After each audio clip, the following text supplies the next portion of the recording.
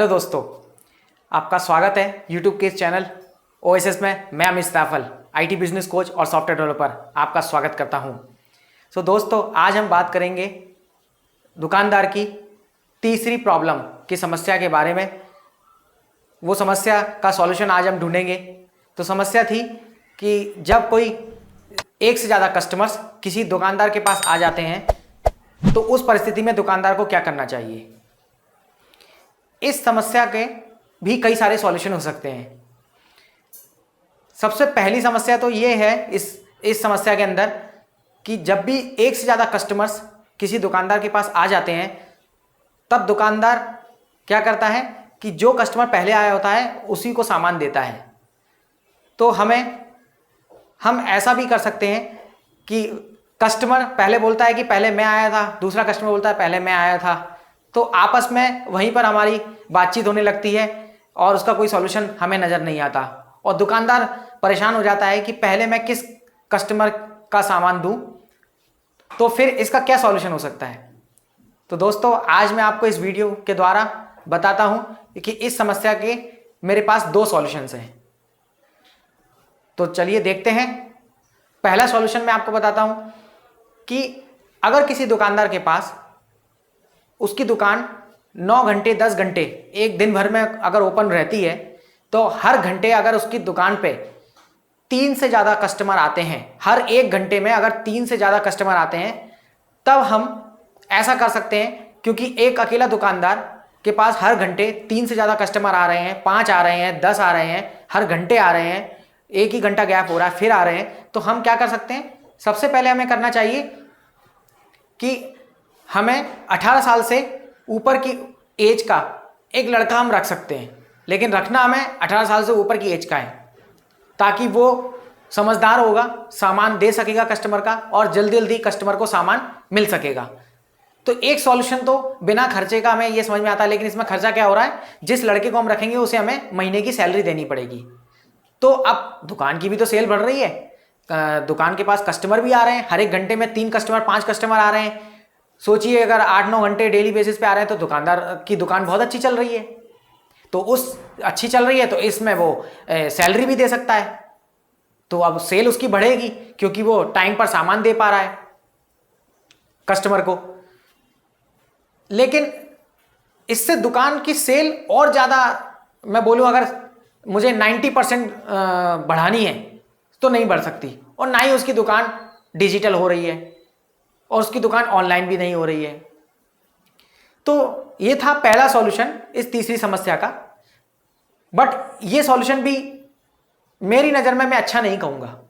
मैं आपको इसका और अच्छा सॉल्यूशन बताता हूँ क्योंकि मैं डिजिटली ज़्यादा विश्वास करता हूँ और दुकानदार भाइयों को चाहता हूँ कि वो ऑनलाइन आ जाएं। तो उसके लिए मैं उनको दूसरा सॉल्यूशन देना चाहूँगा। ये सॉल्यूशन है तीसरी समस्या का। दूसरा सॉल्यूशन आप क्या कर सकते हैं। देखिए, जब कोई कस्टमर ज़्यादा आ जाते हैं तो वो भी दुकान पे लाइन लगाने लगते हैं।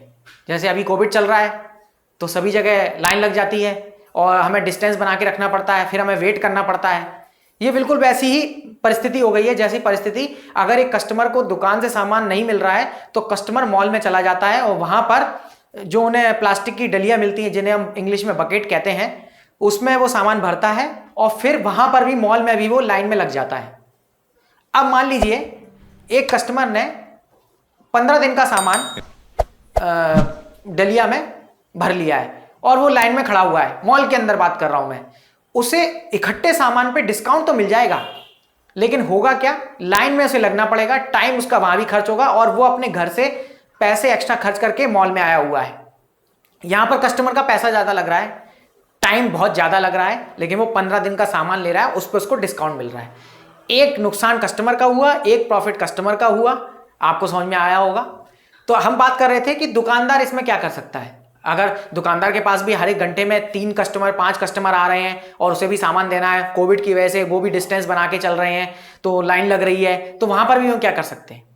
अब मॉल में तो क्या होता है, अगर हम लाइन में लगते हैं तो एक घंटे हम सामान लेके लाइन में खड़े रहते हैं।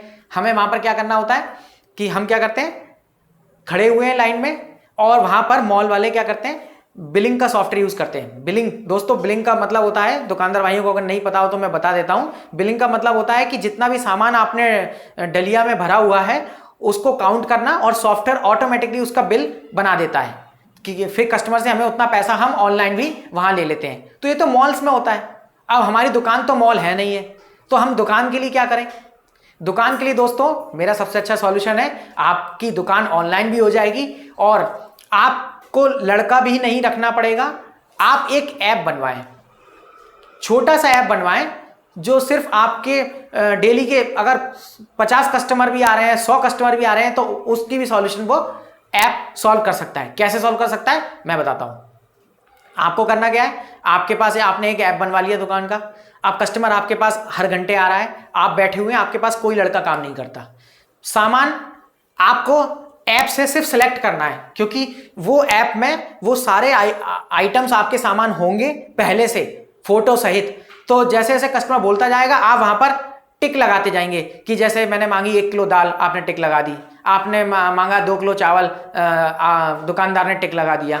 सिर्फ सिलेक्ट करना होता है। अब इतना तो दुकानदार आजकल मोबाइल चला लेते हैं कि टच तो कर ही सकते हैं, स्मार्टफोन तो यूज करते ही हैं। तो उन्होंने ऐप खोला और उसमें सामान टिक लगा लिया। टिक लगाते ही उन्हें पता चल गया कि उनका पैसा कितना बनता जा रहा है। यहां पर ना तो दुकानदार भाई को अपने गल्ले पर बैठ के पैसा काउंट करना पड़ रहा है, टिक लगाते चलिए, सिलेक्ट करते चलिए। टिक का मतलब होता है आप उस आइटम को जो जैसे कस्टमर ने मांगी है उसको वहां से सिलेक्ट कीजिए और फटाक से वो उसका पैसा बना के आपको सामने दिखा देगा। आपने कस्टमर से बोल दिया भैया पैसे निकालो, अब कैश में आप डील कर रहे हो या फिर आपने पेटीएम से उतना पेमेंट ले लिया। तो इस तरीके से भी आपको लड़का नहीं रखना पड़ा, सैलरी नहीं देनी पड़ी। जो सैलरी आप हर महीने दे रहे हो उस सैलरी की उसमें ही खर्चे में ही आपका ऐप बन सकता है। दोस्तों ऐप बनाने में इतना बड़ा खर्चा नहीं है एक दुकानदार के लिए, यह ध्यान रखना मेरी बात। आप एक दुकान लड़के को रखोगे, वहां पर आपको कम से कम 5,000 रुपए महीना 18 साल से ज्यादा की उम्र का या 18 साल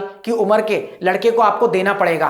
अब 5,000 रुपए को आप साल में डिवाइड कर दीजिए, पूरी साल अगर आपने उस लड़के को दुकान पे रखा हुआ है तो आपके 60,000 रुपए बनते हैं। 60,000 रुपए में ऐप आपका बहुत छोटे लेवल का ऐप बन सकता है। दोस्तों आप ध्यान रखना मेरी बात को, मैं क्या कह रहा हूं। 60,000 रुपए आपको बहुत ज्यादा लग रहे होंगे, लेकिन इसमें आपका ऐप बन सकता है। तो ऐप बनने से दुकानदार की बहुत सारी समस्याएं सॉल्व हो रही हैं और उसको बिलिंग भी पता चल रही है और उसको यह भी पता चल जाएगा किस दिन कितने कस्टमर आए थे। आप सोचिए जरा, ये सब बातें अगर आप लड़का रखते हैं 5,000 रुपए हर महीने उसको दे रहे हैं तो आपको सिर्फ सैलरी जा रही है उसके पास, लेकिन आपको कोई प्रॉफिट नहीं है। आपकी दुकान ऑनलाइन नहीं हो रही है, आप डिजिटली काम नहीं कर रहे हैं और यहां पर कस्टमर भी बहुत खुश है क्योंकि पेटीएम से, फोन पे से या फिर गूगल पे से वो पेमेंट कर सकता है जो आपके ऐप में अमाउंट में डिस्प्ले हो जाएगा वहां पर।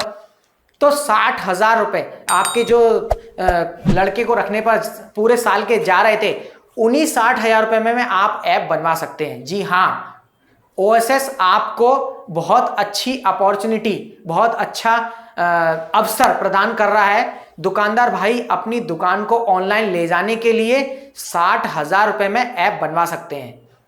आप समझ रहे हैं मेरी बात को? ये 60,000 रुपए मैंने क्यों बोले हैं।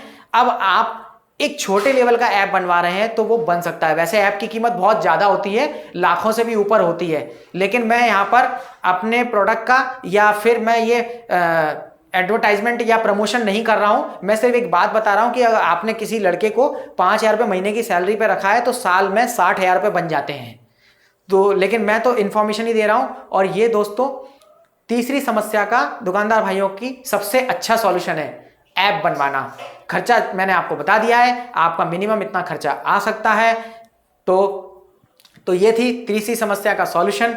अब हम नेक्स्ट वीडियो में मिलते हैं, देखेंगे वहां पर दुकानदार की चौथी समस्या का सॉल्यूशन ढूंढेंगे। तो मेरे इस वीडियो को बहुत ही इंपॉर्टेंट है, आप सब्सक्राइब जरूर कीजिएगा और शेयर जरूर कर दीजिए, क्योंकि मेरे पास सब्सक्राइब बिल्कुल भी नहीं आ रहे हैं। मुझे लगता है कि मेरे वीडियो को दुकानदार भाई नहीं देख रहे हैं, तो प्लीज दुकानदार भाइयों की हेल्प हो जाएगी। तो ये वीडियो को शेयर कर दीजिए और सभी को दिखाइए। और ओएसएस बहुत अच्छे अवसर प्रदान करने वाला है आगे भविष्य में वीडियो के जरिए। तो मिलते हैं नेक्स्ट वीडियो में। Thank you.